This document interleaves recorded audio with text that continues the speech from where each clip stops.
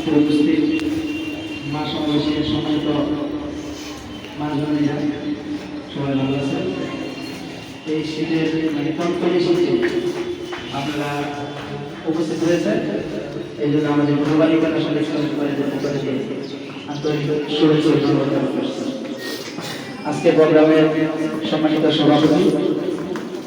এবং প্রধান অতিথি আমার প্রাণপ্রিয় স্যার জনাব নজরুল ইসলাম খান, আমাদের প্রতিষ্ঠানের প্রিন্সিপাল স্যার এবং আমাদের পূর্ববর্তী যে এত সুন্দর এত আলোর এত মন করা বক্তব্য দিয়ে গেছে, দিক নির্দেশনা কথা বলে গেছে,